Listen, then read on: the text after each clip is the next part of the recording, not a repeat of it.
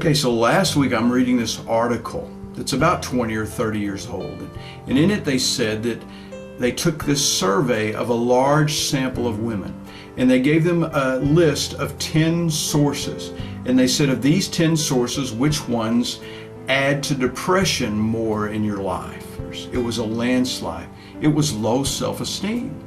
So I got to thinking, the world's changed a lot in the last 20 or 30 years. So I wonder what it is today. So I just went on Facebook and I did a smaller survey, a much smaller survey, but I put a list of 5 things on there, sources, low self-esteem being one.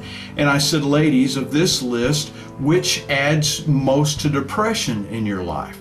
Well, instantly people started answering, and low self-esteem, it was almost unanimous. And there were some even that people said, well, low self-esteem, but I also struggle with this. And I got to thinking, well, guess what? Low self-esteem magnifies all of those things. If you have trouble with finances, low self-esteem magnifies that. If you have trouble with relationships, low self-esteem magnifies that. If you're having trouble with your children, low self-esteem will magnify that. No one's born with low self-esteem. We don't come out of the womb with low self-esteem. It's something that we develop over the years. We develop it because we have guilt, we have regrets, we struggle with bad habits that we have that cause us to continue to do the things that give us the low self-esteem. There are certain people in our life that instead of encouraging us, they discouraged us. So we've developed over the years this low self-esteem. It's based on our value, how valuable we think that we are. Well, I used to sell cars, and I remember one time we got this car in. It was a putrid orange brown Trans Am. It had been special ordered, and when it came in, the guy who ordered it decided that he didn't want that car anymore. So we were stuck with that car on our lot.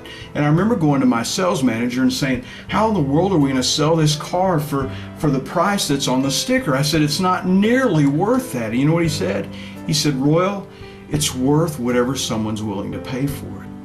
It's the same with us. We're worth whatever someone is willing to pay for us. The Bible tells us that Jesus Christ gave up his life for us. The Bible says we are of great value to him. We are his prized possession. John 15:13 says, there is no greater love than to lay down one's life for one's friends. I don't know how you think about yourself. I don't know what kind of value you put on yourself. But you've got to stop looking at the things in the past. You've got to stop looking at what the value humans have put on you. You've got to stop looking at the things that you regret and that you feel guilty about, and look at the one true source. Jesus says, you are my prized possession.